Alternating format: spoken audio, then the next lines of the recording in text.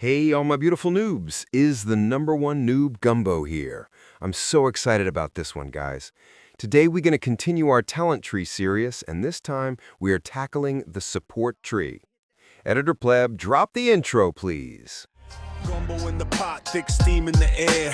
Season it heavy, got the spices to scare. My siege drops fire, watch the towers crumble. Archers take flight, but they fumble in the jungle. Blades clash loud, infantry in the grind. Cavalry charge, but they fall to behind. It's the flavor of war, every bite is a lesson. Pew-Tang Clan's the ultimate weapon. Pew-Tang Clan ain't nothing to mess with. Pew-Tang Clan ain't nothing to mess with. Before we start, I want to clear up something from last video. Forbearance in the engineering tree does boost the damage dealt from your basic attack for your skill damage commanders, but it's one turn every 5 seconds, and since it has a high cost to get to it, because the talents before only really activate when targeted, which should not be common as a siege march. It's a total of 13 points, including the other 2 damage-reducing talents and forbearance, so boosting this for skill damage might not be worth it if you have better options. For Smite, it's a must. Now, I will be making talent build videos after I finish this series, and I can get way more in-depth than these videos are, just explaining the talents. Okay, so let's talk about what makes the support tree great and what are its negatives. Well, first, it may not have many talents that actually apply to Siege, however, the ones that do are very powerful. The support tree has some extra stats, a march speed tactic that can help in a pinch, and some rage regeneration. The negatives, however, are that most of the talents won't be very useful. Okay, let's get into the first talent, Hasty Departure. This one gives you 60% march speed when leaving a building or resource point. This is great for getting away from enemies. Just jump into a node or a building and hop out and you're zooming. This is a must pick up for every march.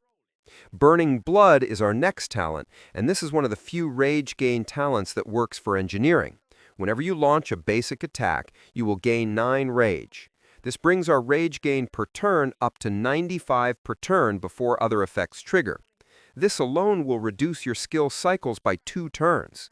This is also a must pick up for every commander. Expert Design is another must grab. This talent provides you with 6% of attack, defense, and health to all siege for a total of 18% stats. I highly recommend picking this one up. Okay, now let's get into the best talent in this tree and why this one is also one of the most complicated. Rejuvenate will give you 50 rage after an active skill is used at level 1 and 100, and level 2 and finally 150. Okay, now let's tackle this one. So your base rage is 86 per turn and a cap of 220. So if you run this one with level 3, you will be over-raging. Now, if you run this with 2 of the 3 points, you will hit 186 rage per active skill. So now, is it better to do 3 out of 3 and over-rage but max it out? Or is it better to under-rage by 34 rage by doing 2 out of 3? Well, that depends on if you have better talents to place somewhere else or not. I would say be safe and do 2 out of 3 and leave room for a horn or drum proc to get you to the rage cap. Okay, now let's address John and Rejuvenate. So with John, you will have a 15% rage gain. So for John, I would 100% do 2 out of 3. I'm not sure if John buffs the amount of rage gained from this skill though, but even if not, it still gets closer to maxing the rage limit per turn. Okay, now let's talk about Narcissus and Bobber. So they both have similar effects, Narcissus gaining 60 rage per active skill and Bobber 50. While you can use 2 out of 3 points in this skill here, I would say you might be able to get away with just 1. Again, if you do 2 out of 3, you will only be over-raging by like 30 rage at most. So do what feels best for you. Loose Formation is vanilla. It just makes you take less skill damage, so it's not needed. Elixir boosts healing, which can be useful, but also not needed.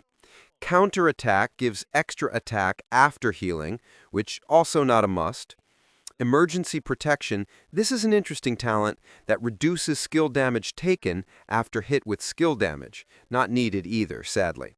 And finally, we have Cage of Thorns. This one I'm not sure how it works at range, but it's essentially a slow triggered by using your active to 5 targets.